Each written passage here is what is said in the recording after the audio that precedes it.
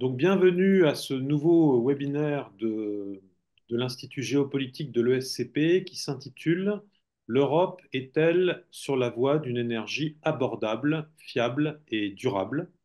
Alors, on dit en anglais affordable, secure, bien reliable et sustainable. C'est une expression qui remonte à 2007, quand le Conseil européen avait déjà lancé les premiers objectifs de la politique énergétique européenne par rapport au climat et à l'efficacité énergétique, et qui ont été repris au niveau des Nations Unies, notamment dans les objectifs du développement durable. Alors pour évoquer ce sujet aujourd'hui avec nous, nous avons le plaisir d'accueillir Olivier Delbar et Adina Revol. Donc je les présente tous les deux. Olivier Delbar est professeur à l'ESCP dans le département Sustainability. Il travaille sur ces questions d'environnement, de durabilité, et notamment en ce moment sur la durabilité des entreprises en Pologne. Il va nous en parler, donc notamment sur l'aspect évidemment sustainability. Et puis Adina Revol, qui est professeur affilié à Sciences Po, qui enseigne également à l'ESCP sur les questions énergétiques, qui est fonctionnaire de la Commission européenne à l'origine, qui a été porte-parole de la Commission européenne à Paris et qui a publié tout récemment un livre qui s'intitule «Rompre avec la Russie, le réveil énergétique européen».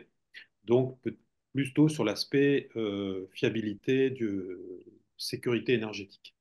Donc je commence par donner la parole à Olivier et puis ensuite à Dina. D'accord, merci beaucoup Maxime. Bonsoir à toutes et à tous. Bon, eh bien écoutez, pour démarrer, donc je vais parler peut-être pendant une dizaine de minutes, hein. L'idée, c'est d'évoquer avec vous quelques enjeux, je dirais, de contexte pour comprendre aujourd'hui où en est l'Europe sur les enjeux de durabilité et d'une énergie durable. Je dirais évidemment, comme tout le monde le sait, que si j'avais eu le même discours à tenir il y a 2 ans, les choses auraient été très différentes étant donné le contexte géopolitique international et la nouvelle configuration européenne également, qui ont évidemment un impact très important. Cela dit, je vais essayer de montrer qu'il y a des mouvements de long terme, il me semble, qui restent tout à fait pertinents. Alors peut-être commencer par quelques éléments de contexte pour replacer l'importance de l'énergie. D'abord dire que c'est environ 75% des émissions de gaz à effet de serre qui proviennent de l'énergie et de son utilisation aujourd'hui en Europe, ce qui est énorme. L'autre élément qu'il faut garder en tête, je pense, dès le départ, quelles que soient les discussions autour de l'énergie en Europe, c'est ne pas oublier le fait que l'énergie est un sujet qu'on appelle de compétences partagées, c'est-à-dire qu'en Europe, on va en parler, il y a évidemment une stratégie européenne de l'énergie qui s'est développée au fil des années, je dirais quelques mots évidemment du pacte vert, etc., mais il ne faut pas oublier aussi que c'est un sujet de compétences partagées, donc c'est à chaque État membre chaque État membre reste maître de son mix énergétique, ce qui rend le sujet évidemment très complexe. Pour vous donner juste un exemple d'idée, les mix énergétiques des pays membres de l'Union sont très variés et ça a un impact aussi très fort sur les émissions de gaz à effet de serre. Si vous prenez par exemple les émissions de gaz à effet de serre par habitant en 2023 au sein de l'UE, un pays comme la Pologne a 2 fois plus d'émissions de gaz à effet de serre par habitant qu'un pays comme la Suède, par exemple, qui est un des pays qui a le plus bas niveau, faible niveau d'émissions, qui est lié bien sûr à des mix énergétiques très très différents, à une part plus importante évidemment des énergies fossiles dans un cas et du renouvelable dans l'autre, ou du nucléaire également pour le cas de la France. Donc il faut toujours garder en tête ce paradoxe qui, à mon avis, reste vraiment une épine pour moi en Europe, qui reste un élément qui peut souvent porter à blocage, à discussion évidemment, puisque il est très difficile d'obtenir un consensus sur ce que serait un mix énergétique européen. À cela, j'ajouterai un élément dont, à mon avis, on ne parle pas assez par rapport à l'énergie, sur lequel j'ai pas mal réfléchi il y a quelques années, qui est l'importance des enjeux sociétaux et culturels sur l'énergie. Vous le savez sans doute tous, vérité en deçà des Pyrénées, erreur au-delà, vous prenez le nucléaire, l'éolien, et d'un pays européen à l'autre, vous aurez des perceptions très, très différentes des citoyens sur ces sujets-là. Donc, il y a une acceptabilité sociale qui n'est absolument pas la même d'un pays à l'autre. Je pense que c'est un élément très, très important. Et sur les enjeux de durabilité, je dirais que c'est aussi lié à des pratiques historiques dans la manière dont on a géré un système énergétique.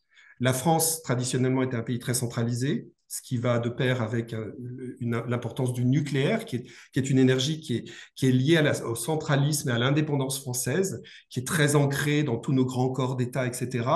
Les pays du nord de l'Europe, par exemple, vont plus facilement aller vers une acceptation des énergies renouvelables, qui sont par définition des énergies de décentralisation et qui sont des énergies qui demandent beaucoup moins de contrôle vertical d'un pouvoir pour le bon fonctionnement de ces énergies. Donc je crois que ces éléments sont très très importants.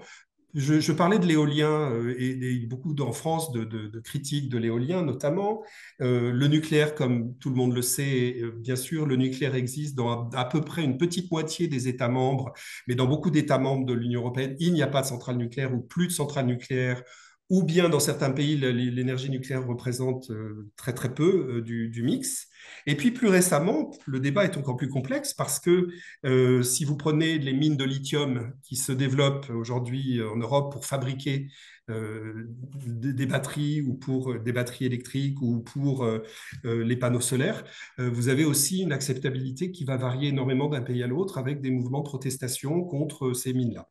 Donc je pense qu'il faut bien avoir en tête le fait que l'énergie est un sujet extrêmement fragmenté dans l'Union européenne, bien qu'il y ait bien sûr une direction unifiée en apparence, il me semble qu'il y a des enjeux qu'il ne faut absolument pas sous-estimer sur ces questions-là. Donc ça pose effectivement les questions de la mise en œuvre de la transition et de la manière de mettre en œuvre la transition dans des contextes socioculturels qui vont pas forcément être similaires lorsqu'il s'agit de l'acceptabilité des citoyens, des perceptions des citoyens sur la dangerosité de telle ou telle source d'énergie. Donc ça, c'était le premier élément sur lequel je voulais intervenir. Et puis, plus spécifiquement, bien sûr, rappeler que l'Union européenne, une fois de plus, il y a quelques mois, s'affichait très, très fièrement comme la tête de proue dans le monde d'un engagement pour la durabilité et notamment, bien sûr, avec les fameux engagements pour la neutralité carbone en 2050. Donc tout ça étant lié à toute une histoire, bien sûr, sur laquelle je ne vais pas revenir, mais lié notamment au Pacte vert européen depuis 2019. L'ajustement, le Fit for 55, hein, l'ajustement à l'objectif de 55% de réduction des émissions de gaz à effet de serre pour 2030 par rapport à 1990. Donc, il est vrai que l'Union européenne s'est toujours présentée comme une pionnière en étant très fière de l'idée que ce serait le premier continent qui serait neutre en carbone. Je voulais d'ailleurs préciser quand même rapidement que la neutralité carbone est un concept assez complexe, souvent maltraité dans les médias, mais que globalement, l'idée de la neutralité carbone, c'est qu'en fait, l'Union européenne va neutraliser les émissions qu'elle produit en les stockant dans les fameux puits de carbone que peuvent être les forêts, les océans, etc. Tout en sachant que pour nous, en durabilité, c'est un sujet qui fausse un peu le débat dans le sens où il existe aussi des émissions qui sont déjà présentes que l'on n'arrive pas à évacuer. Donc, en fait, on est dans un système finalement qui essaie de neutraliser, mais qui ne réduit pas fondamentalement d'une manière nette les émissions de gaz à effet de serre. Donc, je voulais quand même faire ce petit point parce qu'il y a énormément il reste encore beaucoup de flou sur la neutralité carbone et il y a beaucoup de doutes aussi sur la capacité de ces puits de carbone à vraiment stocker l'énergie, pardon, les émissions de CO2. Je précise que quand je parle d'émissions de CO2, bien sûr, ce sont des CO2 et équivalents, dont le méthane, par exemple, qui est évidemment un gaz très important aussi dans tout ce qui est énergie. Donc voilà, ça c'est un élément. Alors oui, si on le regarde à l'échelle mondiale, l'Union européenne est un continent qui a fait preuve de progrès très très notables en termes de durabilité. C'est-à-dire qu'aujourd'hui, la part des énergies renouvelables est autour de 27-28%. Bon, c'est très variable d'un pays à l'autre.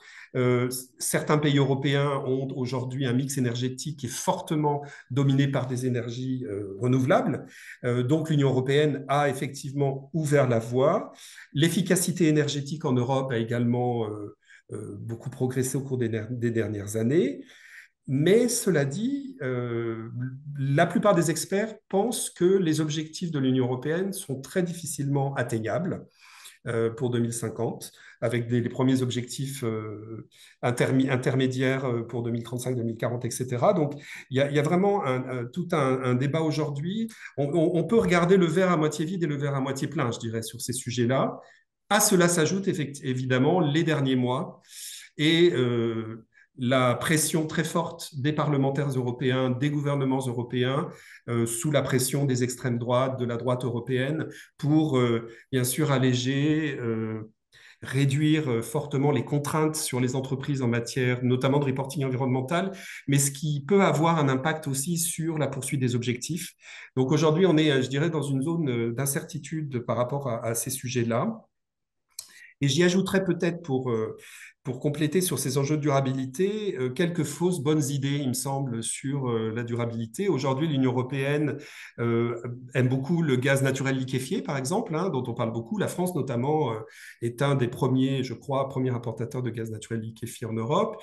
Le gaz naturel liquéfié n'est pas du tout un gaz plus écologique parce qu'en fait, on émet énormément d'émissions au moment de la transformation du gaz. Alors déjà, l'extraction de ce gaz, qui très souvent est un gaz de schiste aux États-Unis. Donc, je ne vais pas entrer dans les détails, mais disons qu'il y a beaucoup de libération de méthane, il y a beaucoup d'impact écologique. Donc, voilà, ce n'est pas si simple que ça. L'hydrogène aussi, qui me semble être cette solution miracle, qui n'est pas si miracle que ça, qui requiert de vastes surfaces de stockage, qui est donc aujourd'hui très, très complexe. Donc finalement, aujourd'hui, le débat essentiellement, à mon avis, en Europe, s'articule autour de nucléaire versus énergie renouvelable, essentiellement l'éolien et le solaire. Bon, l'hydroélectricité a toujours a toujours une part importante, mais je dirais que il n'y a pas énormément de marge de manœuvre aujourd'hui pour aller, je pense, vers des solutions disruptives et pour avoir des solutions qui permettraient d'une façon miraculeuse de stocker de l'énergie, de stocker toute l'énergie intermittente, etc. Donc voilà, je lance simplement un petit peu ces idées-là, mais c'est vrai que aujourd'hui, il me semble qu'il y a beaucoup de fausses bonnes idées sur les solutions technologiques, sur de nouvelles sources d'énergie.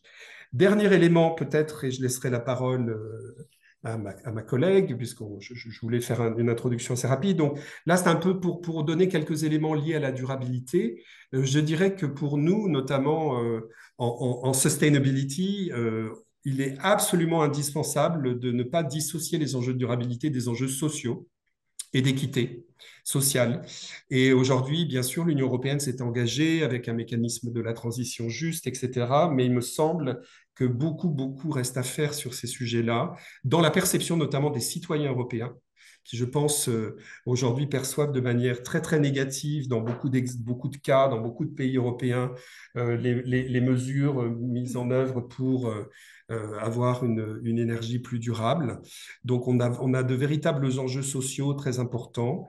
On a la pauvreté énergétique, qui est un phénomène tout à fait fort en Europe. Et puis, il ne faut pas oublier que l'énergie dans l'Union européenne coûte beaucoup plus cher que dans beaucoup de pays du monde, en moyenne 2 à 3 fois plus qu'aux États-Unis et peut-être 1 à 2 fois plus qu'en Chine. Donc, surtout ne pas dissocier les enjeux sociaux, sociétaux des enjeux écologiques proprement parlés. Voilà, c'était peut-être voilà ce que je dirais pour commencer. Merci Olivier. On reviendra évidemment durant le débat sur un certain nombre de ces points. J'invite d'ailleurs les auditeurs à poser leurs questions dans le chat pour qu'on puisse les relayer auprès de nos deux intervenants. Mais on va d'abord voir avec Adina comment se présente l'enjeu de la sécurité énergétique pour l'Union européenne. Oui, bonjour à tout le monde, bonjour Maxime et bonjour Olivier. Oui, si j'avais à résumer l'histoire de l'Union européenne, je dirais que c'est l'histoire de la sécurité énergétique. Alors, je m'explique. L'Europe a commencé avec l'énergie, l'Europe a commencé avec le charbon et l'acier. C'était le traité CECA, donc le traité du charbon et l'acier, la communauté européenne du charbon et de l'acier signé à Paris en 1951 avec les 6 membres fondateurs qui sont ensuite devenus les 6 membres fondateurs de l'Union européenne. Alors, pourquoi je dis ça? Parce qu'à l'époque, en fait, rappelez-vous, en 51, l'Europe était détruite, il fallait la reconstruire. Et donc, derrière l'idée, bien sûr, de construire la paix à travers la coopération économique, il y avait aussi l'idée de la reconstruction de l'Europe et il fallait avoir assez du charbon pour pouvoir le faire. Mais très rapidement, en fait, la question de la sécurité énergétique a changé puisque nous avons eu la crise du canal de Suez. Et donc là, en fait, les pays européens, les fameux six, se sont dit, il faut développer le nucléaire, il faut qu'on soit indépendant, en fait, il nous faut de l'indépendance ou du moins de l'autonomie énergétique. Et c'est pour cela, en 58, quand le traité de Rome a été signé, il y a eu 2 traités qui ont été signés, le traité instituant la communauté économique européenne et le traité Euratom qui existe toujours. Donc, on a un traité dont le but, c'est de développer le nucléaire civil dans l'Union européenne qui a été signé à Rome le même jour que le traité qui est à la base de ce qu'on appelle aujourd'hui l'Union européenne a été signé. Et puis, en fait, la question a encore changé comment dire, très rapidement. Donc, on passe en fait dans l'Union européenne du charbon qui devient trop cher. En plus, il y a une crise dans l'Union européenne, la crise des mines, notamment en Belgique, en France, en Italie. On passe en fait à une transition, on fait une transition vers le pétrole et le gaz qui sont importés. Et donc, c'est là, en fait, qu'on commence la crise, en fait, l'histoire, je dirais, de l'insécurité énergétique européenne. Puisqu'on passe, en fait, à des énergies importées et qu'on a vu par la suite ont été rapidement utilisées comme des armes géopolitiques. Donc, le pétrole avec les 2 chocs pétroliers qui ont créé clairement des chocs économiques dans l'Union européenne de l'époque. Et en fait, on n'a pas su à l'époque créer une vraie politique économique, énergétique européenne. Pourquoi? Parce qu'en fait, il n'y avait pas de compétences à l'époque pour l'énergie au niveau européen. Donc, ce qui a été fait, c'est de créer le Conseil européen, parce que la situation était quand même grave. Donc, on a créé une institution qui s'appelle le Conseil européen pour que les chefs d'État et de gouvernement se rencontrent lorsqu'il y a des questions un peu existentielles qui sont en jeu. Et puis, on a aussi, à l'époque, décidé de développer davantage des renouvelables il y a très longtemps et aussi de réduire notre dépendance de l'étranger. Mais on n'avait pas de budget, on n'avait pas de compétences, donc c'était un peu du wishful thinking d'une certaine façon. Et puis, les États ont développé des solutions nationales, donc d'où le plan nucléaire français. Les Allemands, ils ont utilisé la force de le Deutsche Mark et les Anglais à l'époque, ils ont commencé à forer pour du gaz. Et donc, voilà, c'était des solutions nationales. Et puis, on a développé également les importations gazières. Et donc, les importations gazières, c'était l'Allemagne qui a commencé en fait à développer ce qu'on appelle l'Ostpolitik. Et ça, c'est fondamental en fait à la situation d'aujourd'hui. C'est que le chancelier Willy Brandt, qui était le premier chancelier social-démocrate de la République fédérale d'Allemagne, rêvait en fait de normaliser les relations avec l'URSS, le même modèle que son prédécesseur à la chancellerie, Konrad Adenauer de la CDU, donc chrétien-démocrate, avait fait avec l'ennemi d'antan, la France, donc c'était la communauté économique européenne. Donc lui, il a fait la même chose sur l'énergie avec l'URSS, c'est-à-dire une interdépendance qui était vue à l'époque comme symétrique. Donc, l'Allemagne importe beaucoup de gaz russe, elle paye beaucoup à la Russie qui en a besoin des devises allemandes et donc il y a une dépendance symétrique. Les deux ont besoin l'une de l'autre de la même façon, donc coopération économique pour la paix. Willy Brandt a eu le prix Nobel pour ce projet, mais en fait aujourd'hui c'est la faiblesse structurelle de la sécurité énergétique européenne et je vais vous expliquer pourquoi. Et donc en fait pendant des années, on a développé, on a même renforcé au niveau de l'Union européenne. Comme ça a été dit par Olivier, en fait, quand je parle de l'Union européenne, c'est un peu, je dirais qu'on a renforcé au niveau de l'Union européenne, ce n'est pas tout à fait exact parce que c'est quelque chose qui revient aux États membres, parce que c'est les États membres qui ont la compétence de leur bouquet énergétique. Donc, c'est des entreprises nationales qui prennent la décision. En fait, c'est pas Bruxelles, la Commission qui prend cette décision. Il y a un cadre européen qui a été défini finalement en 2009, mais en fait, le renforcement de la dépendance envers la Russie a été décidé par chaque État membre. La France l'a fait aussi parce que la France importe du gaz russe, a continué à importer du gaz russe. Elle a fait partie des projets importants, dont le projet Nord Stream. Les Pays-Bas, l'Autriche, l'Italie ont été, je dirais, les fers de lance de cette hausse politique qui a été, donc au-delà de l'Allemagne, bien sûr, qui a été étendue, je dirais, à l'Europe de l'Ouest. Et puis après, donc la réunification d'une certaine façon du continent européen.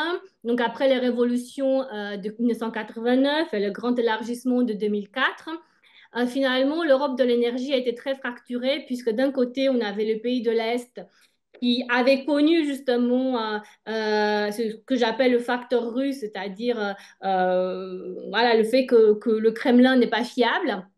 Mais, et d'autre côté, on avait l'Allemagne avec tous les pays que je viens de mentionner qui développaient un certain narratif en disant, regardez, même pendant la crise de missiles de Cuba, on n'a pas eu de problème. Pourquoi la Russie aurait-elle un intérêt à nous couper le gaz?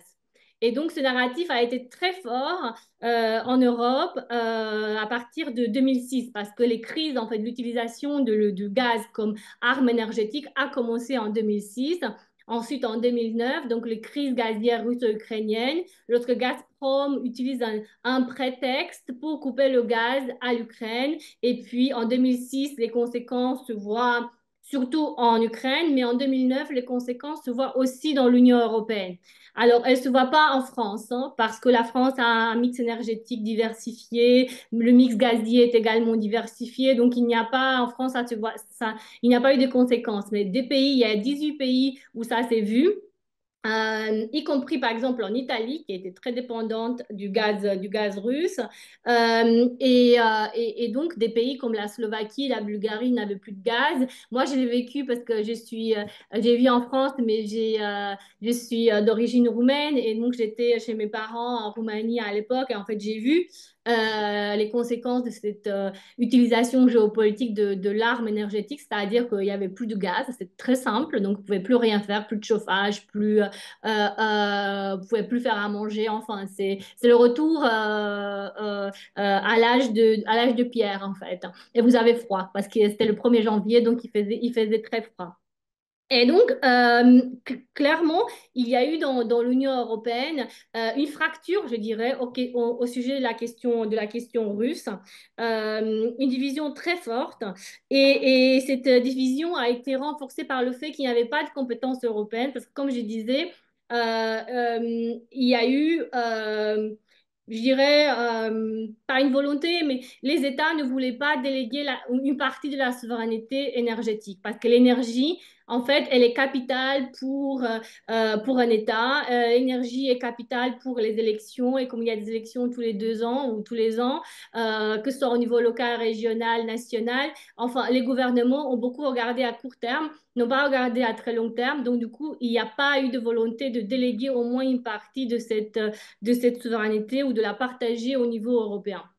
Ça a été fait en 2009 parce que, comme Maxime l'a dit en introduction, beaucoup de décisions capitales pour l'Union de l'énergie ont été prises entre 2006 et 2009 parce que quand même, les Européens s'est quand même un peu réveillés avec les crises gazières russes et ukrainiennes. Il fallait prend le taureau par les cornes. Et donc, on a eu justement ce cadre dont Maxime a parlé en introduction, donc l'énergie, les objectifs. On a défini des objectifs pour la politique énergétique européenne. On a défini des objectifs chiffrés pour réduire les émissions, mais en même temps renforcer la sécurité énergétique parce que tous les deux vont ensemble. Et puis ensuite, et puis là, bien sûr, pour avoir des prix soutenables parce que c'est aussi c'est extrêmement important. Et puis, en 2009, on a revu le traité à Lisbonne et donc on a rajouté, donc, pour la première fois de l'histoire européenne, donc 58-2009, donc vous voyez un peu la difficulté de naissance de cette union de l'énergie. Donc, on a rajouté un article, justement une compétence partagée, c'est-à-dire que les États ont un niveau de compétence, l'Union européenne, notre niveau de compétence. Mais dans cet article, comme ça a été dit par Olivier, c'est le fruit d'un compromis parce que, comme je disais, la souveraineté nationale, elle est quand même chevillée au corps des gouvernements. Donc, ça a été très compliqué. Et donc, il reste effectivement deux paragraphes qui sont quand même compliqués parce que ça complique la politique commune. Donc, le mix énergétique, donc le bouquet énergétique est de la responsabilité de chaque État membre. Et en plus, les relations avec les pays tiers, pareil, elles sont de la responsabilité de chaque État membre. Et ça, on va le voir par la suite, ça a été compliqué. Et donc, pourquoi on a pris ces mesures? Parce qu'en fait, en 2006 et en 2009, l'Union européenne, qui est une grande puissance économique, commerciale, a été un colosse au pied d'argile parce qu'il y a eu des disputes commerciales entre l'Ukraine et la Russie, motivées géopolitiquement, et l'Union européenne n'a pu rien faire en fait. Elle était une victime, elle n'a pas pu se défendre de certaines façons. Et donc, je dirais que l'Union de l'énergie a été créée, comme souvent, par le fait que l'Union européenne, dans les crises, mais des crises vraiment existentielles, elle se renforce, elle prend des mesures très rapides. Et je dirais que de manière paradoxale, c'est Vladimir Poutine qui a créé l'Union de l'énergie, parce qu'on a eu du mal à accoucher de l'Union de l'énergie, mais en 2022, précisément le 10 et 11 mars 2022, donc quelques jours après l'invasion de l'Ukraine, les chefs européens se rencontrent à Versailles. À l'époque, c'est la France qui détenait la présidence du Conseil de l'Union européenne. Et donc, ils se rencontrent à Versailles et ils décident de sortir du gaz russe. Donc, sortir de la dépendance envers le gaz russe, envers le pétrole et envers le charbon très rapidement. Donc, en fait, comment dire, c'est quelques jours aussi après le massacre de Boutcha. Donc, voilà, ça aide à sortir de la dépendance. Et donc, très rapidement, les Européens mettent des sanctions sur le charbon et le pétrole. Sur le pétrole, ça a été un peu plus dur parce que il y a certains États qui n'ont pas accès au marché mondial. Donc, du coup, notamment la Hongrie. Bon, la Hongrie qui est très proche de la Russie également. Donc, c'était un peu compliqué d'obtenir l'unanimité. Donc, ils ont obtenu une exemption. Donc, la Hongrie, la Slovaquie et la Tchéquie. Mais bon, on a eu l'unanimité et donc aujourd'hui, on a réduit la dépendance envers le pétrole russe de 25% à 3%. Donc, il y a quand même une forte, je dirais, un objectif parce que derrière tous ces achats de gaz russe ou de pétrole ou de charbon, on finance la guerre en Ukraine. D'ailleurs, on a financé avec nos importations, on a financé la guerre en Ukraine, en tout cas l'invasion. Pour le charbon, il y a eu des sanctions totales et donc aujourd'hui on est à 0%, mais je dirais que ça c'était la partie la plus facile parce que c'est là que je dirais c'est plus utilisé par tous les États membres et donc c'était la partie la plus facile des sanctions. Pour le gaz, il n'y a toujours pas de sanctions, puisqu'il n'y a pas d'unanimité. Mais ce qui s'est passé, c'est que comme les Européens ont mis des sanctions, ben, Vladimir Poutine a commencé à chantager les Européens. Et Vladimir Poutine, il coupe jamais directement, il utilise des prétextes. Donc, il a demandé à ce que les Européens payent les contrats gaziers en roubles. Or, il y avait des sanctions sur la Banque de Russie. Donc, les Européens ne pouvaient pas, quand je dis les Européens, je dis les entreprises européennes ne pouvaient pas payer en roubles des contrats qui étaient libellés en dollars. Donc, ensuite, il a coupé le gaz. Il a commencé par le plus faible, comme en 2009, avec la Bulgarie. Sauf que cette fois-ci, les Européens ont été prêts. Il n'y a pas eu de crise sécuritaire parce que malgré nos divisions, dont le meilleur symbole, c'est le gazoduc Nord Stream. On a réussi en parallèle, ce qui est assez intéressant. Donc, certains pays construisaient Nord Stream, mais en parallèle, on a aussi construit le marché européen de l'énergie, d'électricité et de gaz, qui est, malgré ses insuffisances, le plus intégré au monde. Et ceci avec le budget européen, parce que depuis 2009, on a enfin un budget européen pour les infrastructures énergétiques. Et donc, grâce à ces investissements stratégiques, on n'a pas eu de crise sécuritaire, mais on a eu une crise majeure des prix. Et donc, on a une inflation qui a grimpé. Le prix de l'énergie, bien sûr, on a eu des prix historiques. Et on n'est toujours pas sorti de cette crise. Olivier l'a mentionné, on a toujours des prix qui sont 2 à 3 fois supérieurs comparés aux États-Unis et à la Chine. Donc, je vais finir en fait avec, je dirais, les défis qui restent pour que l'Union européenne, je dirais, gagne son autonomie stratégique en matière d'énergie, parce que finalement, la sécurité, c'est ça dont il est question. Et je dirais qu'une puissance, quand on parle beaucoup de l'Europe puissance ces jours-ci, l'Europe ne peut pas être une puissance si elle ne règle pas ses problèmes de sécurité énergétique. Donc la Commission vient de proposer une sortie, je dirais, finale des importations fossiles russes d'ici 2027, avec un grand effort d'ici la fin de cette année. Donc pour le gaz, on est passé de 45% à 19% à la fin de l'année dernière, mais vous devez vous enlever la fin du transit ukrainien qui a eu lieu le 31 décembre, donc on est à 15% aujourd'hui. Donc en Tu somme, parles, c'est 15% des importations ou de la consommation, Adina? 45%, donc on importait 45% de la consommation. Donc ça faisait 150 milliards de mètres cubes. Donc on importait ça Donc en... aujourd'hui, le gaz russe représente 19% de la consommation européenne, c'est ça? Oui. Et de la consommation gazière. Hmm. Encore aujourd'hui. Bon, oui, alors, si vous voulez, donc aujourd'hui, on est sur ce sujet-là. Comment interdire, en fait, mais ne pas sanctionner? Parce que le sujet est important, la sanction, c'est l'unanimité. Et donc, l'idée de la commission, c'est d'interdire les nouveaux contrats. Donc, aussi bien sur le marché à court terme que sur le marché à long terme, le contrat à long terme. Je rappelle que la France est devenue le premier importateur du gaz naturel liquéfié russe en Europe. Aussi bien, il y a les Espagnols également, les Belges aussi. Alors, il y a un effet d'utilisation des ports européens par Vladimir Poutine qui s'est vu fermer le marché régional, hein, enfin le gazoduc.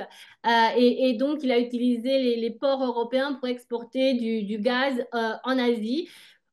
Pour ce point, il y a des sanctions depuis fin mars 2025. Donc, le chiffre de 19% est à prendre un peu avec pincette parce qu'en fait, il y avait une partie du gaz qui arrivait en Europe qui était réexporté vers le marché chinois. Donc, il est assez difficile de savoir exactement quel est le chiffre exact au jour d'aujourd'hui, mais il y a une tendance quand même qui a été rappelée par la Commission, c'est que les importations ont beaucoup baissé en 2022 et 2023 et elles ont repris en 2024. Donc ça, c'est quand même un chiffre important. Et il faut montrer que, donc voilà, ça, c'est un chiffre voilà, qui montre que il y a eu un relâchement sur la thématique de la sécurité énergétique parce que clairement en 2022, ce qui s'est passé, c'est que Poutine a coupé le gaz. Donc avant que les explosions aient lieu sur Nord Stream, même la France, le contrat avec Engie a été coupé le 1er septembre 2022. Donc il y a une vraie question de fiabilité du partenaire russe qui a montré qu'il était plus fiable. Et donc, je finirai avec les défis. Donc, je dirais qu'aujourd'hui, on est inscrit avec le plan REPowerEU qui a été mentionné par Olivier. Pour moi, le plan REPowerEU a été une accélération du pacte vert. Le pacte vert, quand il a été fait en 2019, a été présenté comme avec sa dimension climatique, mais il y avait aussi une dimension géopolitique qui était là, mais on n'a pas mis assez cette dimension en avant. Mais clairement, pour ne plus dépendre peut-être que je suis un peu caricaturale en disant ceci de tous les autoritaires de ce monde, il faut qu'on répatrie l'énergie ou du moins qu'on puisse produire de l'énergie, voilà, beaucoup d'énergie en Europe. Ce qui n'est pas le cas aujourd'hui, ce qui fait qu'on est un colosse au pied d'argile.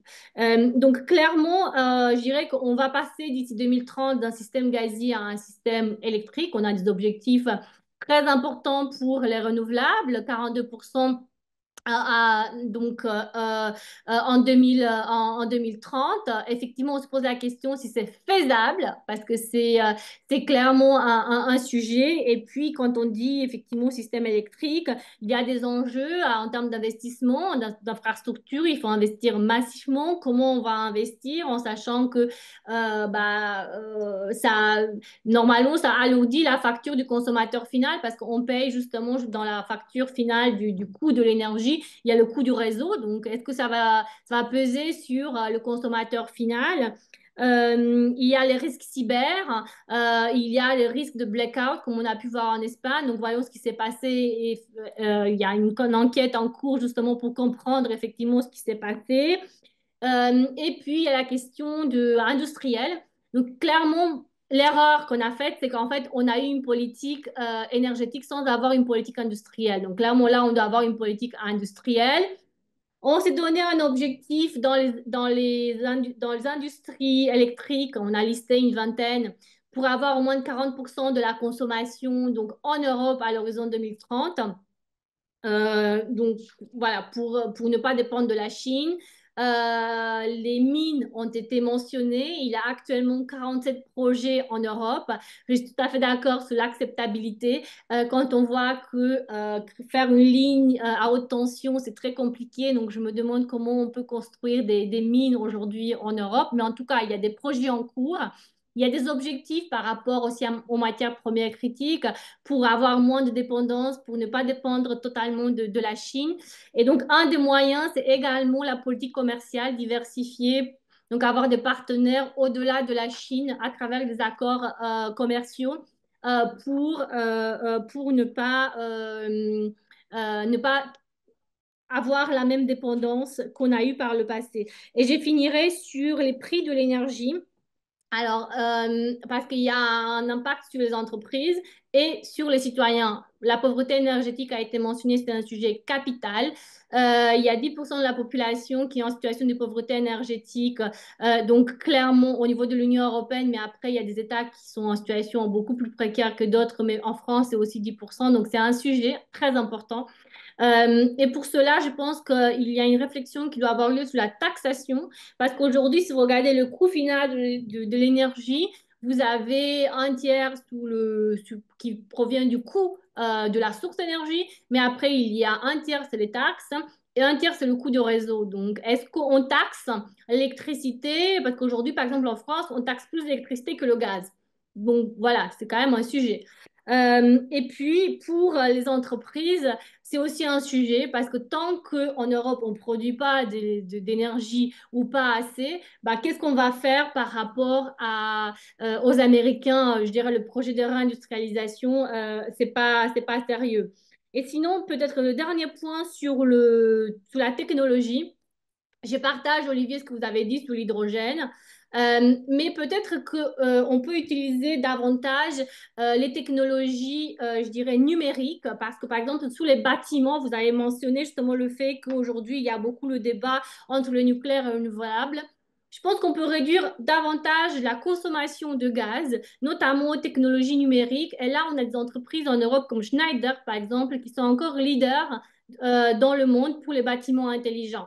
Et ça, c'est un puits qui est important pour réduire la consommation de gaz. Et puis, dernier point, il faut commencer je dirais que le gaz va continuer à avoir un certain rôle, mais pas le gaz naturel, mais le biogaz. On peut en faire dans l'Union européenne. Ça peut être aussi un revenu additionnel pour les agriculteurs qui en ont besoin. Et donc, parce qu'avoir qu'un système électrique, il y a quand même certains risques. Donc, pour moi, c'est intéressant de continuer à avoir un petit système gazier avec du biogaz européen. Voilà, mais en gros, la conclusion, c'est qu'on ne peut pas être libre, puissant, tant que on est dépendant, si dépendant de l'extérieur. Bon, merci beaucoup à tous les deux. Je rappelle à nos participants que vous pouvez poser vos questions dans le chat, mais je vais relancer la discussion puisque je vois pas encore de questions. Peut-être une question pour Olivier. Euh, tu as évoqué les objectifs de la politique énergétique européenne par rapport à la neutralité climatique, l'objectif de réduire de 55% les émissions de CO2 pour 2030 par rapport à 1990. Je rappelle à quoi ces chiffres font référence. Je crois qu'actuellement, il y a aussi l'objectif bon, Adina a évoqué qu'on puisse passer de 27-28% d'énergie renouvelable à 42% pour 2030. Est-ce qu'on est aujourd'hui en mesure d'atteindre ces objectifs? Est-ce que ces objectifs pour 2030, c'est quasiment demain, donc est-ce qu'on est en mesure de les atteindre? Et je comprends qu'il y a un débat aujourd'hui en Europe sur des objectifs intermédiaires pour 2040 qui sont aussi en discussion. Je ne sais pas exactement où on en est sur la fixation de ces objectifs avant d'atteindre la neutralité climatique en 2050. Est-ce que, Olivier, peut-être Adina, vous pouvez nous éclairer un peu là-dessus? Alors, je peux peut-être, je vais répondre à cette question puis rebondir sur ce que disait Adina à la fin de son propos parce que justement, c'est lié à ça. Je crois qu'il y a l'enjeu de l'électrification, évidemment, qui est très, très important. Il ne faut pas oublier que l'électrification aussi, c'est une manière de réduire, de décarboner, hein, parce que ça permet de transformer des sources d'énergie primaires en sources d'énergie secondaire avec beaucoup moins d'impact énergétique que l'utilisation primaire de l'énergie, notamment pour le chauffage, etc. Donc ça, c'est très important. Euh, je pense qu'en fait, les grands enjeux aujourd'hui sur le renouvelable, selon moi, sont des enjeux. Alors, je parlais de l'acceptabilité qui n'est pas toujours acquise, mais je pense aussi qu'il y a aujourd'hui des enjeux techniques qui sont vraiment, d'où l'importance aujourd'hui de développer encore plus la recherche et le développement en Europe sur ces questions-là, mais notamment les enjeux de stockage de l'énergie intermittente, hein, qui Mhm. reste un enjeu très important, même si on a des solutions aujourd'hui qui commencent à se développer, mais qui sont plutôt des solutions à petite échelle, hein, notamment dans les batteries, etc. Donc ça, c'est un des énormes enjeux, c'est pouvoir stocker ces énergies intermittentes. Bon, bien sûr, les énergies renouvelables ont une grande souplesse déjà qui est très utile pour le réseau électrique européen, hein, qui est le fait on peut les balancer chez le voisin plus facilement que le nucléaire, par exemple, qui est une énergie extrêmement statique et qui a beaucoup de mal à rebondir en période de pic. Donc, les énergies renouvelables sont déjà un atout pour, je dirais déjà, une sorte d'unification européenne en termes de ressources d'énergie. La France est le plus gros exportateur, je crois, au sein de l'UE, hein, en termes d'énergie rebasculée chez les voisins. Donc, il y a déjà des outils, mais il y a des enjeux aujourd'hui qui sont vraiment des enjeux technologiques très importants. Et ce que j'ai complètement oublié de dire dans ma présentation, parce que c'est tellement évident qu'on l'oublie, c'est le point mort de tout cela, et Adina en parlait notamment par rapport au bâtiment, c'est qu'il faudrait peut-être déjà réfléchir à réduire notre consommation d'énergie avant de la décarboner. Et ça, on le dit de manière toujours comme si c'était une sorte d'impensé ou d'évidence, mais qu'on oublie totalement, qui est fondamentale. Et je rebondis sur l'exemple du bâtiment, parce que si je ne me trompe pas, je crois que l'immobilier, ça représente à peu près 40% Oui, des c'est émissions de CO2. 40%. C'est énorme, hein, dans l'Union européenne, c'est beaucoup plus que dans certaines zones du monde. Donc c'est un enjeu énorme. Et là, effectivement, je rejoins complètement Adina sur le système intelligent, sur la nécessité d'aller beaucoup plus loin. Et là, on a des atouts très forts, hein. Tu mentionnais Schneider Electric. On a vraiment des leaders sur ces sujets-là. Donc je pense que c'est un élément très important. Et puis, lié à ça, ce qu'on peut peut-être mentionner pour compléter, c'est le pacte vert industriel qui semble attirer vraiment, qui est une bonne façon de faire rentrer à nouveau le pacte vert dans les esprits de nos parlementaires et chefs d'État européens, qui est, enfin, comme le disait Adina, hein, on a un peu totalement oublié la stratégie industrielle et chaque pays a géré ses crises à sa manière. Mais aujourd'hui, je pense qu'il y a vraiment des chemins très prometteurs sur effectivement la décarbonation de nos industries, la décarbonation de l'immobilier. Et donc, pour répondre à ta question des énergies renouvelables, moi, je n'ai pas de boule de cristal, mais les experts sont quand même très sceptiques sur nos capacités à atteindre ce pourcentage de 42,5% d'énergie renouvelable, en sachant aussi que, comme je le disais, il y a quand même de plus en plus d'enjeux d'acceptabilité dans certaines zones. Et voilà. Je rappellerai quand même peut-être un élément intéressant, mais un petit exemple qui me semble assez symptomatique de la situation actuelle. C'est si vous prenez le géant Ørsted, qui est le géant danois de l'éolien offshore, hein, qui est une ancienne entreprise d'ailleurs nationale au Danemark de pétrole, hein, et de gaz, qui est devenu le leader mondial de l'énergie offshore, et bien de l'éolien offshore. Et bien Ørsted n'a pas été au bout de sa décision de totalement supprimer de son portefeuille des installations gazières, parce que justement, avec l'évolution de la guerre en Ukraine et la nécessité d'accroître notre autonomie énergétique, Ørsted a dû garder, conserver une partie de son mix. Je crois qu'aujourd'hui, ça représente à peu près 15% de ses revenus qui restent liés à des énergies non renouvelables, alors que l'entreprise s'était engagée à totalement mettre un terme à toutes les énergies carbonées dans son mix, dans son portefeuille. Donc ça montre bien aussi les tensions aujourd'hui qui existent quand le leader mondial finalement ne va pas au bout dans les circonstances telles qu'elles sont aujourd'hui, où on a effectivement besoin, Adina parlait de diversification énergétique, il y a bien sûr, je voulais juste mentionner aussi peut-être aussi le fait que les États-Unis font une pression énorme pour qu'on leur achète plus de gaz, hein, dans le deal de Trump, évidemment, c'est un des éléments, et que pour des gens comme moi qui représentent la durabilité, le gaz américain est un gaz qui est essentiellement issu de la fracturation hydraulique, gaz de schiste, qui est vraiment une sorte d'aberration écologique qui, au-delà des enjeux de carbone et de méthane, est un élément destructeur très fort. Donc, il y a effectivement, je pense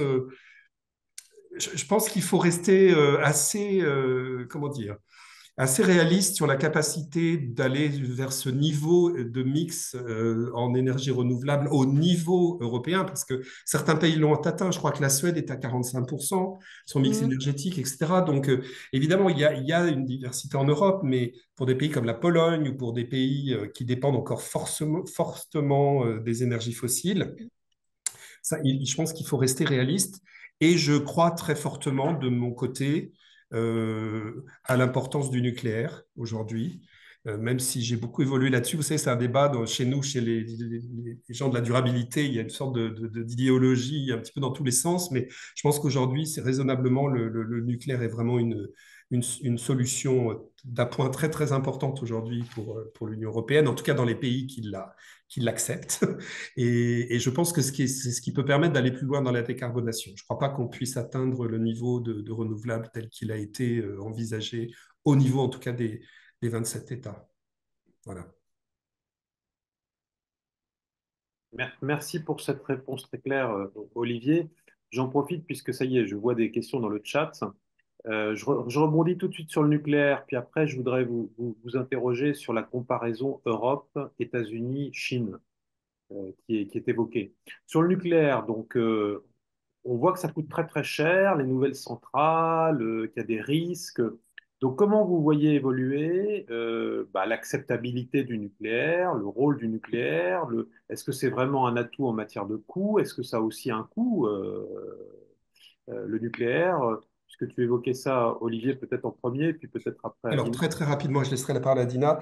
Alors, bon, je ne suis pas un expert absolu, mais il me semble qu'aujourd'hui, effectivement, on a évidemment l'obsolescence et le vieillissement des centrales dans beaucoup de pays, ce qui pose de gros problèmes de sécurité. On a des technologies qui ont montré qu'elles étaient extrêmement coûteuses, telles que l'EPR, et qui sont extrêmement, finalement, beaucoup moins rentables que ce qu'on avait pu en dire. Je sais qu'il y a des projets de mini. C'est toujours pareil, l'idée d'un mini, enfin d'un micro-nucléaire, ce qui pourrait peut-être avoir plus de sens aujourd'hui. Moi, ce qui me semble effectivement, c'est que le nucléaire tel qu'il a été conçu après la Deuxième Guerre mondiale est une énergie du passé dans la manière dont elle s'est développée, dans cette centralisation extrêmement forte. et que effectivement aller vers de plus petites centrales, vers des systèmes plus décentralisés, enfin décentralisés. Bien sûr, il faut un contrôle important de la sécurité, mais vers de plus petits, de plus petits, plus petites Réacteur. centrales. C'est un peu comme la micro et le micro-hydro, hein. C'est-à-dire qu'aujourd'hui, il y a effectivement une question d'échelle qui est assez importante, qui peut être plus souple et plus, je dirais, plus gérable d'un point de vue financier et d'investissement que nos grosses centrales du passé et les nouvelles, effectivement, qui sont des gouffres financiers. Donc, c'est vrai qu'aujourd'hui, alors il faut savoir qu'il y a certains pays européens qui relancent aussi, c'est-à-dire que il y a une marge aussi de production du nucléaire, mais quoi qu'il en soit, pour moi, le nucléaire restera toujours au niveau européen et au niveau international d'ailleurs une énergie d'appoint. Hein, dans un mix idéal, pour toutes sortes de raisons, l'énergie nucléaire ne représentera jamais plus d'une certaine part pour des raisons de sécurité, pour des raisons d'acceptabilité et autres. Donc, je pense qu'il y a des technologies, effectivement, il faut aller vers ces micro-centrales qui me semblent plus, oui, plus soutenables. Et puis, toujours ces technologies en recherche, la fusion, hein, qui restent quand même aujourd'hui avec beaucoup de recherches au CERN, notamment en Suisse. Donc, peut-être des technologies prometteuses, disruptives, qui nous sortent de la façon de penser le nucléaire aujourd'hui. C'est-à-dire je pense qu'il y a aussi, il faut sortir du modèle qu'on a aujourd'hui dans la manière de. Puis on a les enjeux aussi de l'uranium et du plutonium, enfin l'enjeu aussi de l'approvisionnement qui est extrêmement très critique, hein. On n'en a pas parlé, mais il y a bien sûr toute une démarche de l'Union européenne sur les matériaux, les matières premières critiques, etc. Donc, je pense que c'est aussi, il faut trouver de nouveaux modèles et de nouvelles échelles probablement sur le nucléaire. Adina, sur le nucléaire, il me semble que l'Union européenne a pas mal évolué parce qu'effectivement, c'est un sujet très, très contentieux, très conflictuel. Il y avait un peu un affrontement même franco-allemand, mais avec des camps, l'un qui était plus favorable au renouvelable, l'autre au nucléaire. Et j'ai l'impression que les choses se sont quand même clarifiées dans le sens d'une acceptation du nucléaire, Adina. Ouais, en fait, c'est le paradoxe européen, le nucléaire, je dirais, parce que j'ai commencé à exprès mon propos en disant qu'on a un traité nucléaire en Europe, donc qui a été signé à Rome, mais on a en même temps le nucléaire, c'est notre unité dans la diversité, puisque ce traité qui a commencé à être enfin, à l'époque, on avait mis beaucoup d'espoir dans ce traité.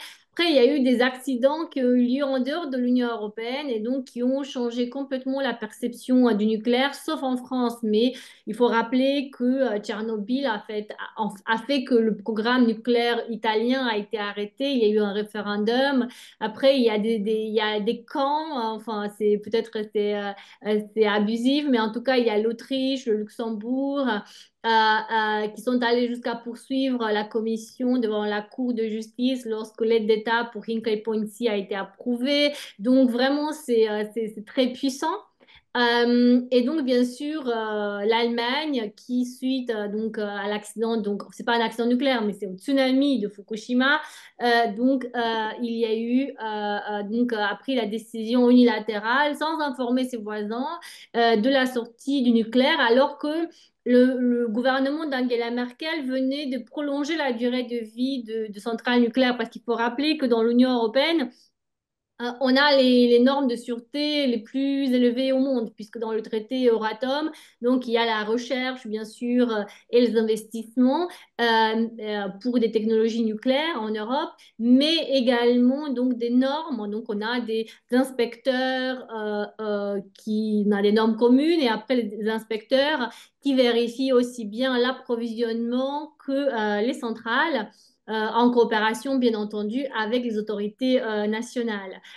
Et puis, les centrales européennes, en réalité, c'est les centrales les plus sûres au monde. Donc ça, c'est pour, je dirais, la partie unité dans la diversité. Et puis, donc pendant très longtemps, la Commission européenne a été comment dire, je dirais elle a beaucoup poussé les renouvelables, et puis le nucléaire a été un sorte d'angle mort. Et c'est revenu je dirais, en haut de l'agenda avec le conflit sur la taxonomie, sur la classification de la taxonomie, donc cette idée donc justement de classer les investissements en fonction de leur durabilité. Et donc, finalement, il y a un compromis a été trouvé. L'énergie nucléaire est là, en fait, en tant qu'énergie de transition. Elle existe également dans le pacte vert industriel. Les technologies nucléaires y sont. Et puis, le nucléaire, maintenant, est présent également dans je dirais, dans le portefeuille du commissaire à l'énergie qui doit développer en fait un plan d'action pour que en Europe, on ait des réacteurs, des petits réacteurs à l'horizon 2030. L'Union européenne, la Commission a même lancé une task force, en fait, une alliance pour les petits réacteurs. Il y a 7 projets qui ont été enfin, sélectionnés, qui bénéficient du financement européen, parce que dans le traité Euratom, nous avons du budget justement pour la recherche. Olivier, tu as mentionné la fusion. Effectivement, il y a aussi un projet ITER à Cadarache en France, justement, qui est financé depuis de longues années par le budget européen pour trouver le nucléaire du futur. Mais effectivement, on revient également à la Russie parce qu'il y a dans l'Union européenne aussi de la technologie russe dans le nucléaire, notamment en Europe de l'Est.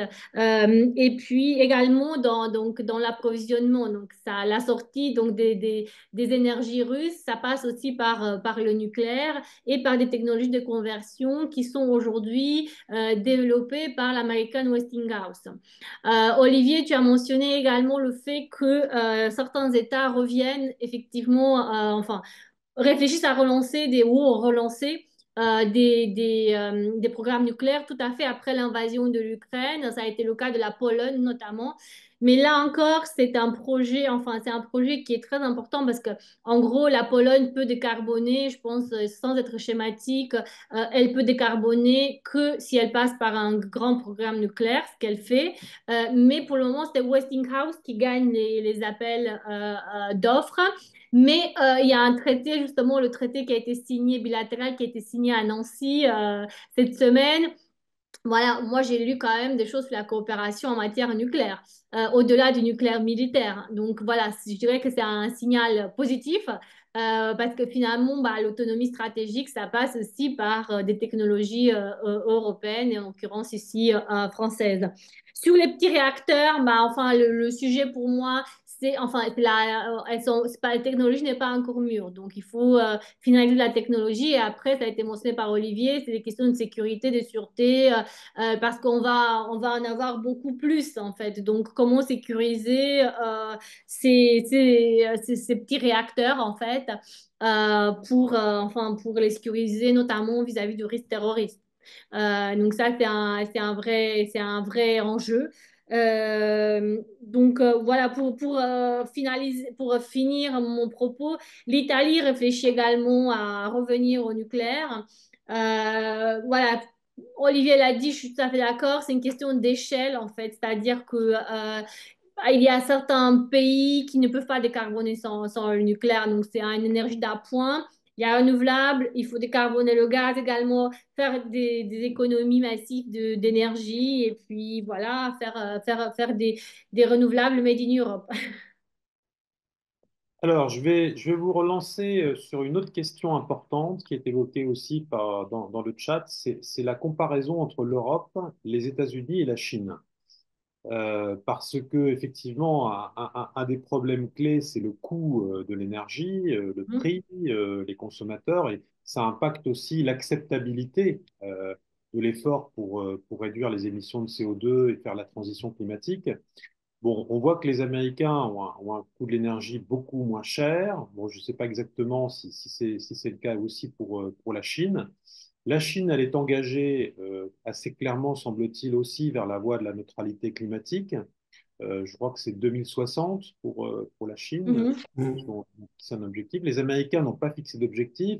Ils avaient signé l'accord de Paris, puis ensuite ils se sont retirés. Ils se sont remis dedans, mais ils se sont retirés à nouveau, je crois, avec Donald Trump. Donc, comment vous voyez un petit peu cette espèce de triangle géopolitique, géoéconomique entre les États-Unis, la Chine et l'Union européenne, et dans quelle mesure, effectivement, ce qui se passe aux États-Unis, ce qui se passe en Chine impacte l'évolution des politiques européennes. Peut-être Olivier d'abord? Oui, d'accord. En fait, bon, moi, il se trouve qu'il y a pas mal d'années, je me suis beaucoup intéressé aux États-Unis. J'avais publié un ouvrage sur la politique environnementale américaine et la Chine également. J'ai regardé d'un peu plus près ce que faisait la Chine. Mon point de vue aujourd'hui est que la Chine, finalement, s'est engagée assez fortement dans la transition. Avec son modèle de planification centralisée qui peut porter certains fruits qui très clairement est aussi un leader en termes d'innovation environnementale, etc. Donc ça, du côté chinois, je dirais qu'il y a quand même, j'ai l'impression qu'aujourd'hui, du côté chinois, il y a un engagement qui reste très, très fort sur le long terme. Alors qu'aux États-Unis, on vient de basculer dans le monde de la ruée vers l'ouest du 19e siècle, hein. On est retombé dans la mythologie américaine la plus simpliste, hein, le drill baby drill de Trump, ça veut dire ce que ça veut dire. Et ce qu'il faut imaginer, c'est que quand Trump dit ça, c'est-à-dire quand il dit allez, on fort, ça résonne très fortement chez des millions d'Américains qui voient à nouveau ce mythe américain. Et d'autant plus que pour ces Américains, ils voient le succès de la production énergétique américaine, hein, qui en quelques années est devenu un pays exportateur, un des plus grands pays exportateurs qui a développé effectivement des technologies, beaucoup de fracturation hydraulique qui, en Europe, dans la plupart des pays européens, ont été bannis. D'ailleurs, l'Union européenne l'a banni, mais je sais qu'il y avait certains pays où il y avait peut-être un petit peu moins de réticence, mais globalement, dans les pays tels que la France, l'Italie, c'était hors de question. Donc, c'est vrai on a vraiment une perception américaine déjà de ce qu'est l'énergie et de ce qu'est la puissance du pays qui est totalement différente des États-Unis. Donc ça, je pense qu'il faut le rappeler parce que évidemment, et notamment aujourd'hui avec l'administration actuelle, mais les mythes ne sont pas les mêmes en d'autres termes. Donc moi, ce que je vois aujourd'hui, c'est quand même de mon point de vue, et aujourd'hui, l'administration américaine a quand même un pouvoir de nuisance, en tout cas d'un point de vue du point de vue des efforts de décarbonation qui est assez fort. Donc j'ai beaucoup de mal pour les mois qui viennent, en tout cas, à me projeter d'une manière positive. D'ailleurs, peut-être pour faire une petite parenthèse par rapport à ça, ça a libéré évidemment tous ceux qui souhaitaient à nouveau se désengager d'engagement climatique et on voit les grands majors pétroliers qui ont réduit à la baisse leurs engagements en termes de réduction des émissions de CO2, etc. Donc, je pense qu'aujourd'hui, il y a vraiment une idéologie américaine qui, d'un point de vue purement économique à court terme, est gagnante, hein, mais d'un point de vue environnemental à moyen long terme, est assez désastreuse. Et j'ai l'impression, moi qui ai regardé un tout petit peu la Chine, que la Chine reste un petit peu sur une forme petit peu de distance par rapport à ça. Et je pense que la Chine garde cette vision assez long terme sur la nécessité de la transition. Je pense qu'elle a beaucoup plus cette vision long terme que les États-Unis aujourd'hui de Trump. Voilà, peut-être ce que je pourrais dire. Adina? Oui, en fait, je suis tout à fait d'accord parce qu'en fait, en Chine, il y a également, je dirais, un impératif environnemental. Vous prenez la qualité de l'air, voilà, il faut décarboner. Donc, les Chinois, aujourd'hui, ils sont lancés à fond sous l'électrification, sous le nucléaire, ils sont clairement leaders sur les renouvelables. Et c'est, je dirais, pour l'Europe, c'est dramatique parce que non seulement ils produisent moins cher pour les raisons qu'on connaît, mais au-delà des charges, au-delà du prix de l'énergie, en fait, ils ont un temps d'avance. Et donc, c'est assez dramatique, je dirais, pour l'Europe parce que enfin, si on regarde les batteries, aujourd'hui, tout est fait en Chine. Et puis, Nordvolt, qui devait être notre pépite en termes de batterie, a fait faillite. Donc, la situation, je dirais, elle est vraiment. Je dirais que peut-être qu'il faut déclarer l'urgence énergétique en Europe. Je sais pas si nos gouvernements sont, comment dire, se rendent compte vraiment de la situation. Mais, et parce qu'aux États-Unis, comme ça a été dit, ils sont dans une euphorie débridée, donc du Far West l'Ouest du 19e siècle, qui à court terme, ça va les servir. Pas à long terme, bien entendu, mais à court terme, ça va les servir. Et donc, en Europe, bah, en fait, nous, on a un vrai problème sur les coûts de l'énergie et ça me ramène à mon dada sur la taxation parce que en fait, on a des prix qui sont, enfin, on rajoute donc des 30% des taxes, on rajoute la TVA, on rajoute aux États-Unis, il n'y a pas de TVA, donc c'est très simple. Euh, on rajoute les coûts de réseau qui vont exploser parce qu'on va électrifier. Donc, il faut vraiment trouver un moyen de réduire drastiquement le coût final de l'énergie en Europe, en fait. Parce que dans ce triangle-là, pour le moment, on est perdant, en fait. Donc, c'est ça mon inquiétude. Parce que la Chine a la planification à long terme, elle va la maintenir parce que le parti, il a son plan quinquennal, son plan décennal, enfin. Donc, et puis, ils doivent le faire pour une question environnementale également. Donc, pour eux, c'est très important.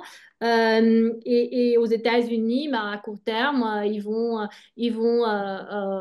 produire beaucoup plus de GNL et ils vont être bien sûr indépendants, ils vont exporter massivement. Donc voilà, pour moi, c'est ça je dirais la situation. Si je peux me permettre Alors, juste d'ajouter, excuse-moi, une petite chose, il ne faut pas oublier quand même le côté obscur, la face obscure des choses. Aux États-Unis, les réseaux électriques sont dans un état déplorable. Terrible. Il y a énormément de power cuts.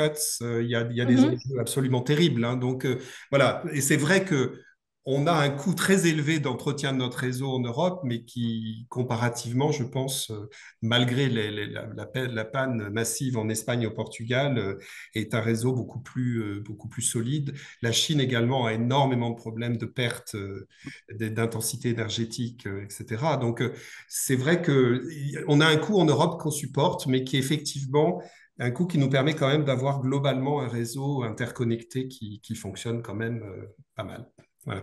Ah non, mais pour revenir sur ça, je pense que c'est capital. Mm. Effectivement, est-ce qu'il nous a sauvés en 2022 en Europe? On a eu un système interconnecté. D'ailleurs, malgré les difficultés de nos marchés, on a le marché le plus interconnecté Mm. au monde. Donc, Mm. ça, c'est clair.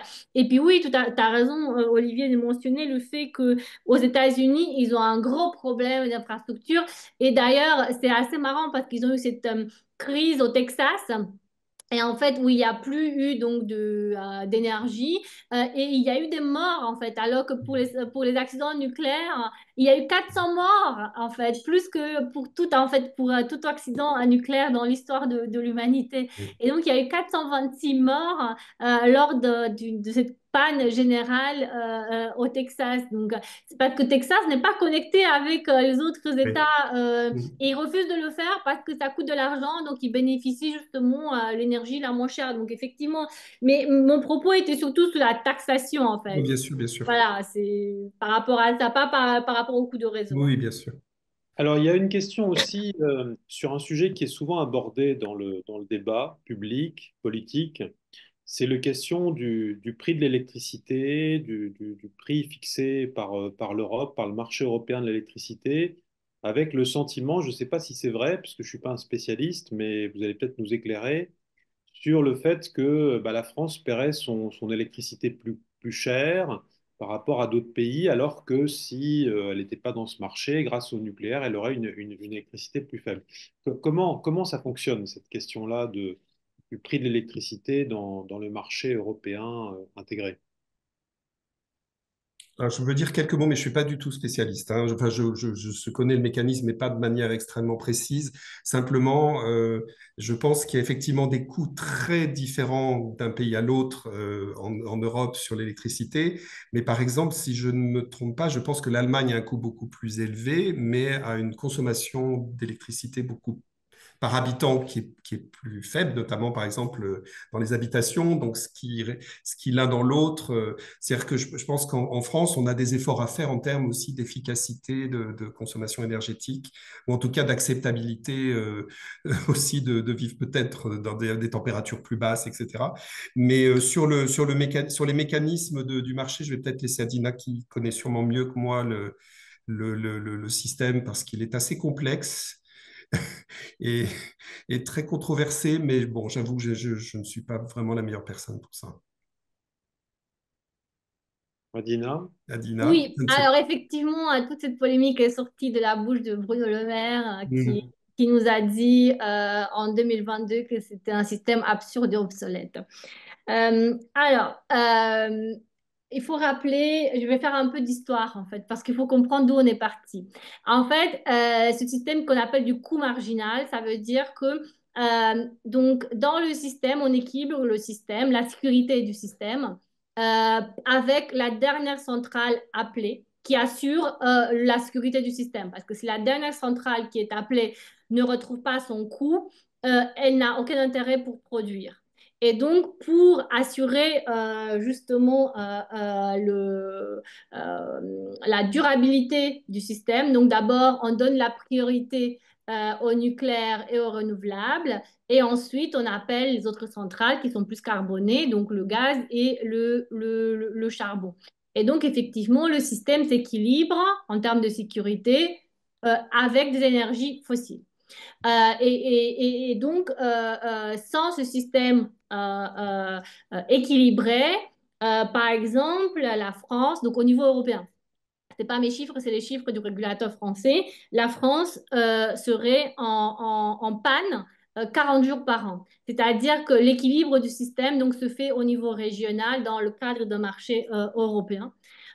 Et donc, en fait, on peut pas, celui qui dit qu'aujourd'hui, la France, en fait, paye plus cher parce qu'elle est interconnectée, oublie que 40 jours par an, la France serait en blackout parce que la France n'est pas autonome. Donc, il ne faut pas oublier que le nucléaire, c'est 78% du mix électrique, mais le mix électrique n'est pas En France. majoritaire. Donc, en fait, il faut comprendre que c'est une partie, le nucléaire, de la consommation énergétique française, mais ce n'est pas la totalité. Il y a également du gaz en France, il y a des renouvelables, enfin, donc il y a du pétrole également. Donc, en fait, le système européen protège, en fait. Donc, Bruno Le Maire a fait vraiment beaucoup de mal en sortant cette phrase, puisque, en fait, de plus, EDF, à l'époque, ça a été mentionné par Olivier au début, la France est le premier exportateur d'électricité en Europe. Donc, à l'époque, EDF était le premier exportateur d'électricité en Europe. Donc, même l'année dernière, le EDF a fait des bénéfices exceptionnels de 5 milliards d'euros avec ses exportations vers l'Union européenne. Donc, en fait, le marché européen est un atout pour la France. Alors, comment on crée le mécanisme de prix? Cette idée du prix marginal, elle n'est pas sortie du rond-point Schuman à Bruxelles. C'est même un mécanisme qui a été à la base, avant de créer le marché européen de l'énergie, c'est un mécanisme qui a été utilisé en France d'ailleurs.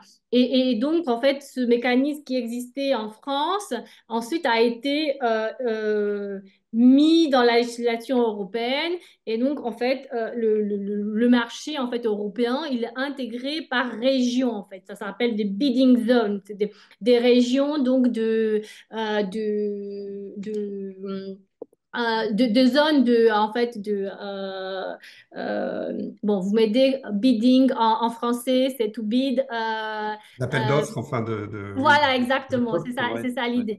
Et donc, en fait, le niveau d'interconnexion aujourd'hui entre la France et l'Allemagne ne permet pas à l'Allemagne de fixer le prix en France parce qu'il n'y a pas donc le niveau donc, de production je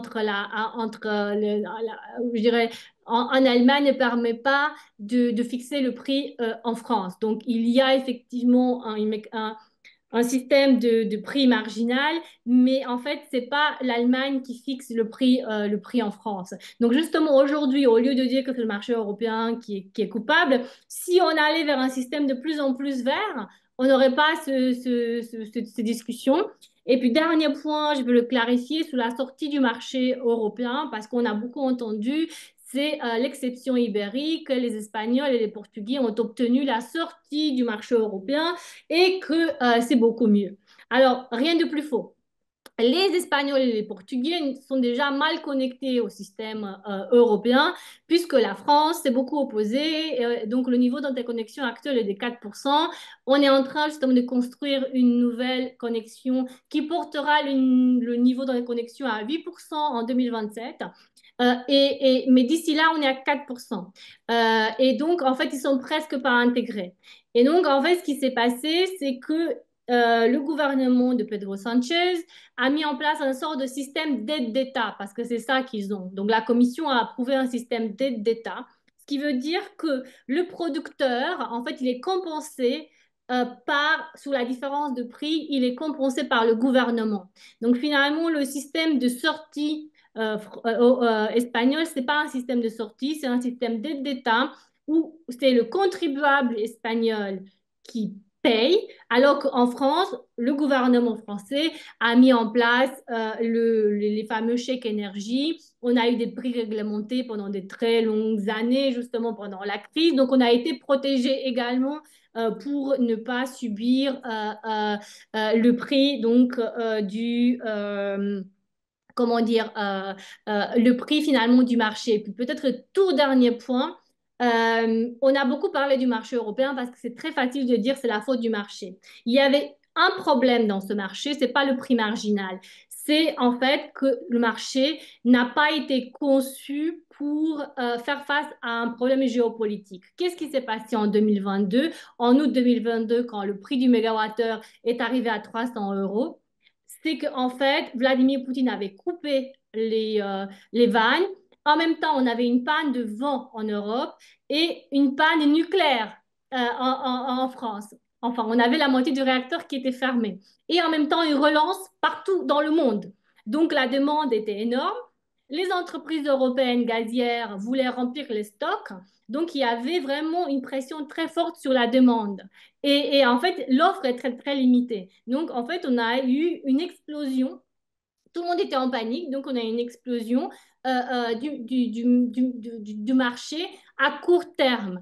Et ce qu'on avait oublié en Europe, parce qu'on a eu la sécurité énergétique, même si on a eu la crise 2006-2009, on a quand même eu la sécurité énergétique. On a oublié qu'en fait, il fallait aussi des contrats à long terme. Et donc, on a corrigé ce problème. Et donc, maintenant, dans la législation européenne, il y a également la possibilité pour les acteurs de marché de se mettre à l'abri avec un système de contrats à long terme. Parce que les contrats à court terme étaient très intéressants, ça offrait en fait beaucoup de flexibilité donc ça permettait de répondre en fait comment dire au marché en fait comment ça s'appelle aux hausses et aux baisses sur le marché. Donc c'était intéressant au niveau de la compétitivité. Donc on a fonctionné sur un mécanisme de marché à court terme. Donc voilà, j'en veux beaucoup à Bruno Le Maire, puisque à titre personnel, parce qu'en fait, pour un gouvernement pro-européen, il a sorti je dirais, la désinformation la plus forte que j'ai eu à gérer en tant que porte-parole de la Commission européenne en France, puisque ce n'était pas la faute du marché européen. Dans une crise géopolitique telle qu'on a vécu, il fallait dire la vérité aux Français, c'était la faute de Vladimir Poutine. Parce qu'aujourd'hui, plein de Français ne comprennent pas pourquoi ils payent des prix si élevés de l'énergie. C'est parce que Vladimir Poutine a coupé le gaz. Et donc, on a dû faire face. Et effectivement, qu'est-ce qu'on a fait? Bon, on a importé du GNL américain. C'est pas idéal pour l'environnement, c'est vrai. On a fait ça. Les Américains ont été là parce que sinon, on n'aurait pas eu de gaz. L'Europe était connectée, donc du coup, en fait, on a pu envoyer le gaz partout. Les Norvégiens ont envoyé du gaz plus que d'habitude aussi. On a réduit la consommation massivement de 20%, la consommation gazière, et on a fait beaucoup de renouvelables. Mais voilà, le prix, ça a été le coût, parce qu'en fait, effectivement, le marché a explosé. Mais ce n'était pas la faute du marché européen, parce qu'en fait, il y a eu beaucoup de discussions quand ça a explosé dans le débat public. Les économistes ne trouvent pas une autre méthode meilleure pour le price setting que le prix marginal. Et la réalité, c'est que ça a toujours été ça, en fait, même avant le marché européen. En France, il y avait le prix marginal. Donc, enfin, c'est quelque chose qui est là depuis longtemps et on ne trouve pas de meilleure solution. La meilleure solution, c'est d'accélérer pour l'énergie verte que du coup, on n'aura plus le gaz et puis le charbon. Voilà, donc c'est l'accélération. Donc au lieu de dire c'est la faute de l'Europe, je dirais qu'on doit aussi se poser la question de quelle est la part du national. Et puis peut-être le dernier point, c'est que quand Bruno Le Maire parle de ça, il oublie de dire que le programme de carénage, c'est-à-dire d'entretien des centrales nucléaires d'EDF, est massif, c'est 100 milliards d'euros. Donc le mythe du nucléaire français pas cher, c'est un mythe. Je suis pro-nucléaire, je crois qu'il faut faire du nucléaire. On peut pas, vous voyez, je ne suis pas une étoilade ouverte, on ne peut pas faire que du renouvelable. Il faut faire du nucléaire également, mais il faut aussi être réaliste sur la faisabilité du nucléaire pas cher. Ce n'est pas possible. Merci beaucoup. Peut-être une dernière question, parce qu'on approche petit à petit de la fin de notre webinaire. C'est un peu un sujet que vous avez abordé euh, tous les deux, et notamment Adina, sur l'autonomie stratégique européenne. Alors évidemment, on veut je dirais, se rendre indépendant du gaz russe, enfin des énergies fossiles russes. Ça, c'est évidemment un élément très fort dont Adina a souligné le contexte et tous les efforts.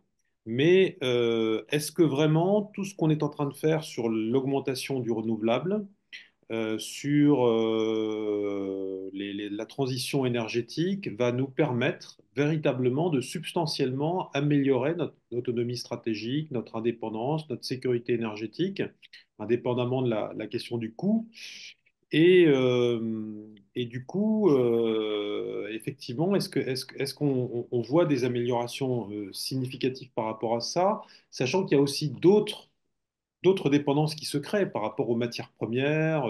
On l'a évoqué, Adina, je crois, l'a évoqué tout à l'heure. Comment vous voyez ce débat entre l'objectif climat et puis cet objectif d'indépendance énergétique? Est-ce que vraiment l'Europe va accroître substantiellement son indépendance et son autonomie? Est-ce que je commence ou... Vas-y, Oui, vas-y. Oui, Euh, bon, moi, pour reprendre, d'ailleurs, rebondir sur ce que disait Adina, je suis complètement d'accord. Je pense que décarboner notre énergie nous aide à être plus indépendants. C'est clair. Enfin, c'est-à-dire qu'il y a quand même une corrélation pour moi assez évidente. Cela dit, je vais revenir sur quelque chose dont j'ai parlé, mais je pense que c'est vraiment très, très important. Je pense que derrière ça, il y a un enjeu plus important, plus fondamental, qui est de repenser un petit peu nos modes de vie et surtout être capable d'aller beaucoup plus loin dans la réduction de notre consommation d'énergie. Je pense que on se heurte sinon à un mur, c'est-à-dire on est dans une logique de croissance verte en Europe qui a eu effectivement des effets très positifs. Il ne faut pas négliger non plus, l'Union européenne a quand même obtenu des résultats assez conséquents sur les 30 dernières années en termes de décarbonation, etc. Je nuancerai un petit peu ce propos, notamment en disant qu'on a une comptabilité carbone totalement faussée par évidemment le phénomène de mondialisation et de mondialisation des chaînes de valeur et que l'Europe a bien sûr beau jeu de ne pas compter dans sa comptabilité tous les produits qui sont rapatriés en Europe, qui ont été produits hors d'Europe et qui finalement sont des produits dont les émissions de carbone seraient peut-être liées également à nous. Hein. Donc ça, c'est un élément, il y a un enjeu aujourd'hui qui fausse un peu sur la réalité vraiment de l'impact de l'empreinte carbone de l'Union européenne au niveau mondial, hein, par rapport à nos produits et services consommés, etc. Bon, mais cela dit, je pense qu'il y a eu des résultats quand même très satisfaisants. Moi, je suis, bon, je suis un petit peu inquiet, mais en même temps, je pense qu'il y a en Europe un sentiment fortement installé, malgré tout, du fait de l'importance d'être plus autonome d'une manière énergétique, de cette indépendance, de continuer à accroître nos efforts sur un mix décarboné, et notamment sur des énergies locales, localisées, hein, ce qui permet effectivement de réduire les importations. Mais je dirais que se pose quand même la question d'aller beaucoup plus loin. Euh, dans notre jargon de sustainabilitist, de durabilitist, on parle de découplage relatif et découplage absolu, c'est-à-dire qu'aujourd'hui, effectivement, on arrive à découpler notre production, notre PIB des émissions de CO2, mais ce découplage est très relatif et nos émissions de CO2 continuent de s'accroître. Parce que la neutralité carbone, je le rappelle, attention, hein, la neutralité carbone, c'est à un instant T, c'est-à-dire la manière dont on va réussir à neutraliser les émissions qu'on a produites. Mais il y a un stock de carbone aujourd'hui qui est très très important dans l'atmosphère. Donc je pense qu'au-delà de là, il y a un projet vraiment beaucoup plus général qui est un projet politique, en tout cas d'aller beaucoup plus loin sur la réduction plus importante de notre consommation énergétique. Sinon, je pense qu'on se heurtera aussi à d'autres enjeux. Les renouvelables, peut-être pour finir, ne sont pas aussi un miracle, sont pas le miracle dont on a parlé. Il commence à se poser des enjeux évidemment de chaîne de valeur, de chaîne d'approvisionnement. On en a déjà parlé. En amont, et également va se poser peu à peu le renouvellement des structures, etc. Donc, on a effectivement aujourd'hui je dirais une fenêtre d'opportunité qui est quand même très importante sur la manière dont on arrive à développer les renouvelables. Mais une fois de plus, l'accroissement continu des émissions de gaz à effet de serre liées également au numérique, liées à l'intelligence artificielle, etc., font qu'on ne peut pas, on n'a pas, il me semble qu'on doit raisonner vraiment au-delà si on veut vraiment, vraiment parler de durabilité en Europe. Voilà. Dina? Oui, non, mais je suis tout à fait d'accord sur le fait qu'on doit repenser nos modes de vie. Mais on a vu qu'en fait, avec la technologie, finalement, on est arrivé. Donc, il faut clairement donc continuer à le faire parce qu'on a été contraint, en fait, à partir de 2022. Mais voilà, il faut continuer à le faire. Et par rapport aux matières premières critiques, alors c'est un enjeu majeur. Et bon, c'est un enjeu qui peut être, je dirais, géré avec les accords commerciaux. Bon, je vais provoquer, mais il faut ratifier l'accord avec le Mercosur. Au-delà justement des tensions avec les États-Unis, c'est de nouveaux marchés très importants pour l'Europe et la France, mais dans cet accord-là, il y a justement une coopération très importante pour les matières premières critiques. Donc, en Amérique du Sud, il y a des matières premières critiques. On a déjà un accord commercial avec le Chili, donc c'est très important sur le lithium. Parce que clairement, moi, je suis très pessimiste sur les 47 projets qu'on a lancés en Europe. J'ai travaillé dans ma carrière sur des projets d'infrastructures électriques. Je sais à quel point c'est compliqué à les mettre en œuvre. L'acceptabilité des populations est très complexe. Donc, voilà, l'outil le plus simple, c'est développer davantage nos accords commerciaux et donc se diversifier par rapport à la Chine. Par rapport à la technologie chinoise et par rapport aux chaînes de valeur, je dirais qu'en termes de sécurité énergétique, le risque, il est différent. Puisque la Chine ne pourra pas couper le gaz, vous voyez, parce qu'on parle on importe de panneaux solaires. Donc aujourd'hui, il y a un risque cyber par contre. Donc pour ça, l'Europe s'est prémunie puisque dans le pacte vert industriel, lorsque vous faites un appel d'offres, le critère prix n'est plus le seul critère à prendre en compte. Le critère cyber, par exemple, peut être pris en compte pour un surplus. Donc, du coup, voilà, c'est un moyen justement de réindustrialiser l'Europe et de faire attention par rapport à ça. Voilà, je dirais que le risque, il est différent, il a changé de nature. Il faut continuer à innover, puisque aujourd'hui, comme je le disais déjà, la Chine a un longueur d'avance sur l'innovation. Donc, vous prenez, bon, on a parlé beaucoup d'énergie, mais parlons de transport, les voitures électriques. Aujourd'hui, les voitures chinoises, bon, elles ont été développées massivement avec des aides d'État. Aujourd'hui, effectivement, elles ont des barrières à l'entrée sur le marché européen, puisque voilà, on prend en compte les subventions dont elles ont bénéficié de manière non due, il en reste, les voitures chinoises sont performantes. donc peut-être plus performantes que des modèles qu'on peut avoir en Europe faits par des industriels européens. Donc voilà, c'est un enjeu, je dirais qu'il faut aller vite sur l'innovation et regagner ce leadership technologique. En tout cas, sur le papier, ce leadership technologique, c'est un objectif de l'Union européenne. Il a été approuvé par les chefs d'État. On a un pacte vert industriel. Les objectifs sont là, les objectifs chiffrés sont là. Mais non, il faut mettre ça en œuvre. Et la Commission ou les conseils, le Parlement, c'est pas eux de le faire puisque c'est pas eux qui sont les acteurs de la politique énergétique, c'est les États, les entreprises et puis nous aussi, puisqu'on a tous, lorsqu'on parle d'énergie, en fait, c'est très concret, en fait, si vous voulez, on parlait du changement de mode de vie.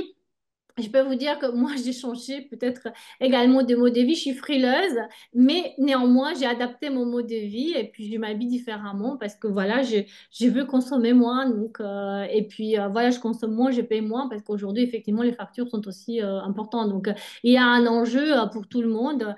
Et je pense que là, aujourd'hui, dans le contexte actuel, c'est aussi un enjeu de citoyenneté pour justement consommer moins de gaz, par exemple. Bon, merci beaucoup à tous les deux. Je crois que c'était passionnant. J'ai retrouvé un petit peu quelque part un slogan aussi qu'on lançait dans les années 70 ou 80, enfin, quand j'étais enfant. En France, on n'a pas de pétrole, mais on a des idées. Oui, tout à Voilà. fait, oui. Oui, oui. Merci d'avoir apporté toutes ces idées à notre débat. C'était passionnant. On n'a sans doute pas fait le tour de toute cette question. On aura peut-être l'occasion de revenir sur ces questions énergétiques dans d'autres occasions. Je voudrais évidemment remercier, comme toujours, Aurélie Lelièvre, qui est la cheville ouvrière de ces webinaires et qui nous a beaucoup aidé à le mettre en place. Et je voudrais vous signaler pour conclure que notre prochain webinaire sera consacré à la question du risque politique. Ce sera en anglais, parce qu'on a aussi vocation à faire de temps en temps des webinaires en anglais, dans une langue bien pratiquée à l'ESCP, sur l'analyse du risque politique pour les entreprises dans un contexte de tension géopolitique. Merci beaucoup Adina, merci beaucoup Olivier, et puis je souhaite à tout le monde une très bonne soirée. Merci Merci. beaucoup. Bonne soirée à tous. Au revoir. Merci. Au Au revoir. revoir.